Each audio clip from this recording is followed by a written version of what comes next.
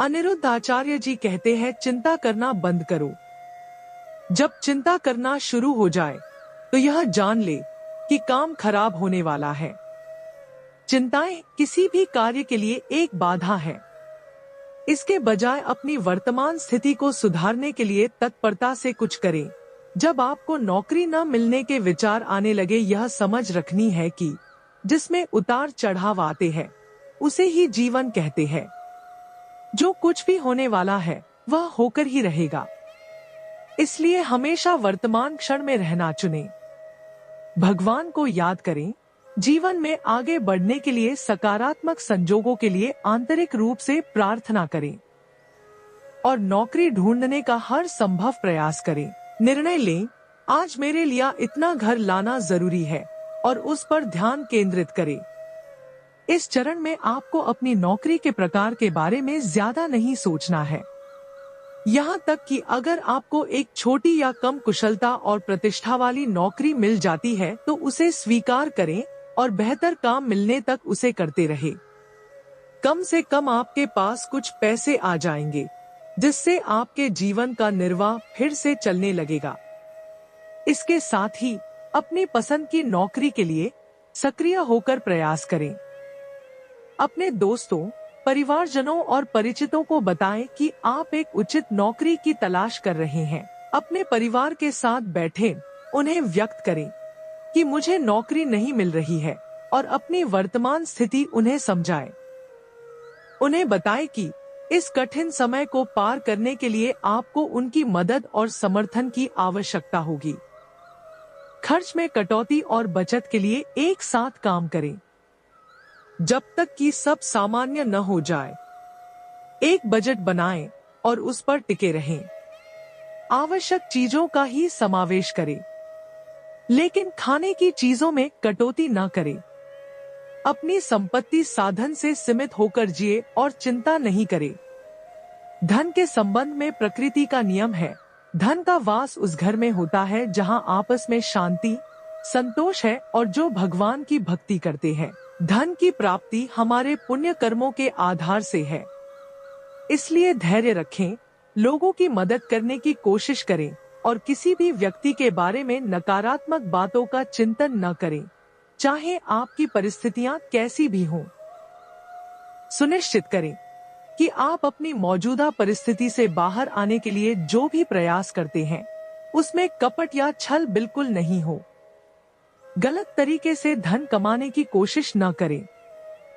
आपकी वर्तमान स्थिति उन कर्म खातों का परिणाम है जो आपने भूतकाल में किए थे।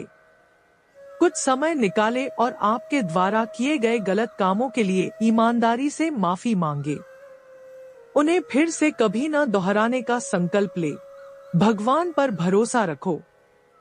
जिस व्यक्ति में ईश्वर के प्रति आस्था नहीं होती है उसे ही चिंता होती है।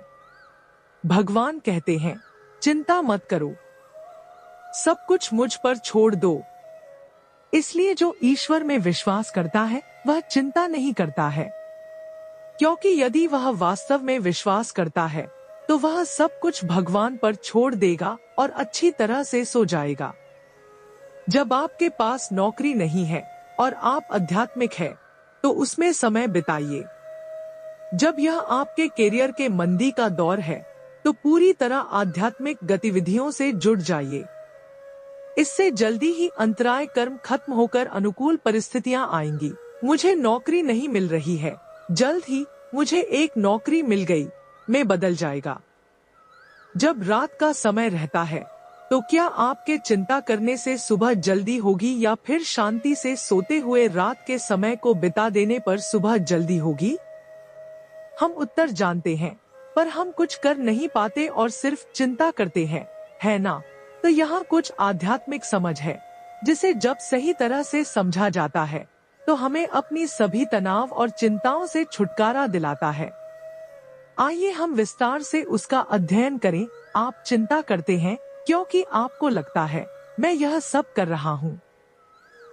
हम मानते हैं कि वो मैं ही हूँ जिसके कारण सभी कार्य हुए हैं और इसलिए हमें चिंताएं हैं, जैसे अगर मुझे नौकरी नहीं मिलेगी तो मैं क्या करूँगा?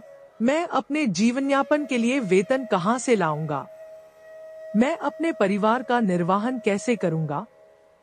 मैं नौकरी पाने के लिए कहां जाऊं? जब हम सोचते हैं कि अपने जीवन में सब कार्यों का कर्ता मैं ही हूं, मुझे नौकरी के लिए किसी को पटाना है, खुश करना है, मुझे नौकरी करना है, मुझे अपने जीवनयापन के लिए वेतन करना होगा, इसे कर्तापन का अहंकार कहा जाता है। और कर्तापने के इस अहंकार के कारण चिंताएं उत्पन्न होती हैं। इस बारे में सोचें, क्या वास्तव में कुछ हमारे नियंत्रण में है? यदि है, तो सबसे पहले हम एक सुरक्षित नौकरी करते। वास्तव में हम कर्ता नहीं हैं, और यह अनुभव हम बहुत बार कर चुके हैं। फिर भी आंख बंद करके खुद को मालिक या कर्ता मान के बाद हम सब कुछ अपने ऊपर ले लेते हैं और अंतहीन चिंताओं के साथ समाप्त हो जाते हैं। हम चिंता करते हैं क्योंकि हमारे दिमाग में हम अभी भी खुद को कर्ता मानते हैं। इस कर्तापन की भावना के परिणाम से दुख और चिंता होती है। वास्तविक कर्ता कुदरत है। कुदरत दुनिया का नियामक है और यह लगातार दुनिया को नियम में रखती है। यह छोटे से पौधे जहाँ कहीं भी बढ़े उसे पानी पहुँचाती है। कुदरत अपने नियमों में यथार्थ है। तो क्या वह आपकी देखभाल नहीं करेगी? तो क्यों सोचते रहते हैं कि मुझे नौकरी नहीं मिल रही है? क्यों नहीं सोचते कि मिल जाएगी? कुदरत हमें बताती है कठिन कार्य के लिए जबरदस्त प्रयास करना, लेकिन चिंता मत करना। इसलिए अगर कोई आपको बताता है वहां नौकरी मिल रही है, तभी आपको अपने सारे प्रयास इस नौकरी को अपने लिए सुरक्षित करने में लगाने चाहिए। लेकिन चिंता नहीं करनी है।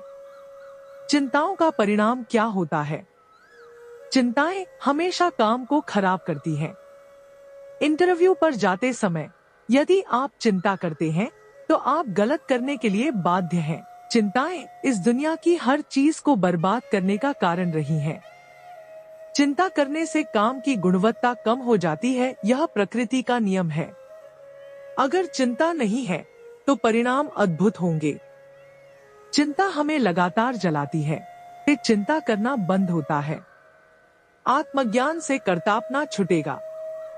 आत्मज्ञान हमें आत्मज्ञानी की कृपा से प्राप्त हो सकता है। माना कि आप बुरे और कठिन दौर से गुजर रहे हैं, लेकिन यह समय गुजर जाएगा और आप एक अच्छी नौकरी पा सकेंगे। तब तक अपना कुछ समय अधिक वास्तविक और सार्थक रिश्तों को खोजने में लगाएं, जो आपको जीवन में सहारा दे सकें। यानी ईश्वर के साथ संबंध को, भजन कीर्तन, ज्ञानी के साथ संबंध, सच्चा ज्ञान प्राप्त करें। ऐसा करने से आपके जीवन में अंधकार की जगह दिव्य प्रकाश भर जाएगा।